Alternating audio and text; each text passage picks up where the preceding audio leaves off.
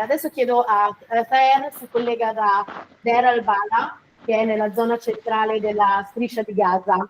Thaier faceva il giornalista, ma questo ve lo dirà lui, per una piccola emittente della striscia che è stata completamente distrutta, e si presenterà e gli chiederemo anche di dirci un po' qual è la situazione ad oggi a Gaza. Hello everyone, thank you for giving me this opportunity to be here and to talk to you. And I want also to thank Michela for giving me this opportunity. She's a wonderful friend, and she helped me a lot since the beginning of the genocide. And frankly, without her help, without her support, my family wouldn't survive until today. Okay, I'm not a native speaker, so excuse me for my English. Let me introduce myself. My name is Thaier Abo Oun. I'm a journalist, Palestinian journalist from the Gaza Strip. I used to live in Gaza City, being forced to displace and leave my city to the south of the Gaza Strip with my family. After, at the beginning, of course, at the beginning of this genocide. Yeah, then after my displacement from my city, I knew that they destroyed my city and my neighborhood and my house and my shop, my project, my life project, which I put all my life savings in it. They destroyed it, as well as they destroyed the TV, the local TV channel I was working for. So I lost my job as well. And right now I'm displaced with my family, 17 persons of my family I'm responsible for in the central. Right now we are in the central region of the Gaza Strip. After that, we lived through a very difficult situation because we had to evacuate more than 8 times. We lived in a tent. We slept in the streets. Some days, we also we had to live in strangers' house. We had a very difficult times. And right now, you know, it's really difficult with such situation to take care of your family, with the high prices, with the danger which is never ends. The bombing is almost every hour in the Gaza Strip. There is danger around us all the time. Tell me if I'm right, like a bag of flour, you told me was like hundreds euros or something like this. It's $400 right now. Un sacco di farina, quindi parliamo di 10 kg di farina, costa $400. You know, to be provided with their basic needs, with food and almost everything every day. We have to struggle right now in order to survive day by day. Especially with, you know, that the occupation is trying to intensify the blockade on the Gaza Strip and banning the entry of food and essential products to the Gaza Strip. So the high prices of the, you know, of the food went so high, and mostly we cannot afford such prices. So, and they're trying to impose like starvation on the Gaza Strip to make people hungry as a collective punishment. People of Gaza, they don't have fault on all of what happened. They didn't choose who to represent them or who to control them, and yet they have to pay for something they have no fault in it.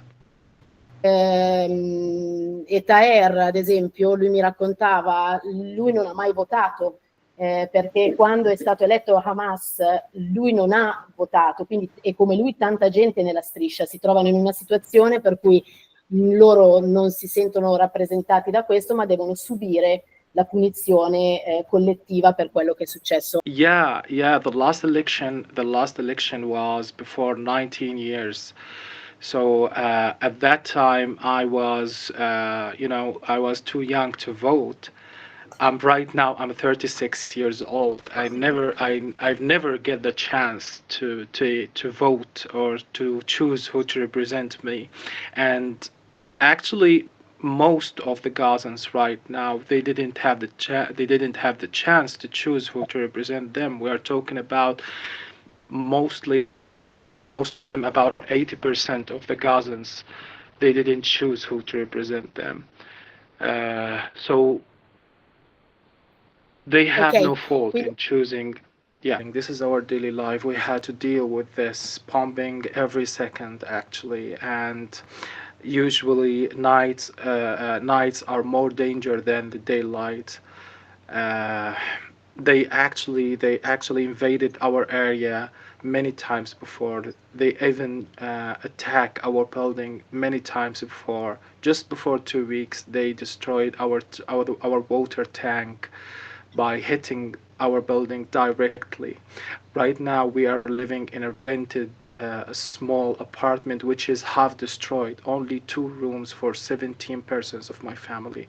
So I have to sleep in the balcony in this coldness because this is the only space I have now.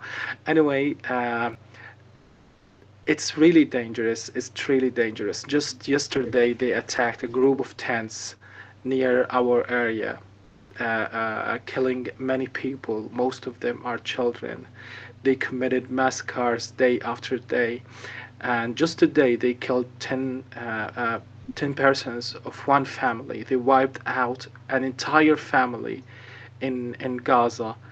10 persons. Most of them are children and women. The flour is missing in the Gaza Strip, and it's really expensive. So any family after more than a year in this genocide, they cannot afford to buy a bag of flour. This is the main kind of food for the Gazans, and if we can't find it, that means a total disaster for the Palestinian families. I want to talk about the chalk. I want to talk about the children. And here, for example, here there are 6 of my nephews in this apartment. They are living in this apartment, and let me say they are in shock most of the times. They had nightmares out of fear. They are terrified most of the time. Let me tell you this story. There were bombing near near our building before around around a month, and half of a woman body it was thrown away from that building with the strong explosion. It was thrown away. It was in the street, and I went there to help the people in order to to get the victims and get the martyrs out from the rubbles. And yeah, I saw this half body of that woman, and sadly, my my nephew, who's just 5 years old, was with me at that time, and he saw that scene. And actually, you can't imagine how much he was traumatized to see that. Children are traumatized. Children are terrified all the time. They had nightmares because also the sounds of explosions and bombing all the time. And just yesterday, a drone came close to the apartment, and it was so close to the window. So we thought that this drone will enter the house, and how much these drones, the military drones, are dangerous. They have like a shotgun, and they committed a lot of crimes before. They entered many houses before and killed all the people inside these houses before. So we were terrified that it could happen to us. Uh, people in Gaza are terrified. People in Gaza are exhausted and hungry. And right now we have the problem of the drinkable water. We don't have water anymore because the Israeli occupation, intended to destroy the infrastructure and to destroy the water underground. So the people of Gaza will not find the drinkable water after that, and that's what happened. So that's one of the problems, maybe the worst problem that we are having right now, the problem of the water. And you can say it right now, the people in Gaza are hungry and thirsty in the same time, amid all of these dangers and amid all of uh, these pumpings that happening every second and every hour in the day. I used to sleep in the hospital, the main hospital in the central region, and believe me, I saw horrible scenes over there. I saw people, I saw children screaming out of pain, out of fear.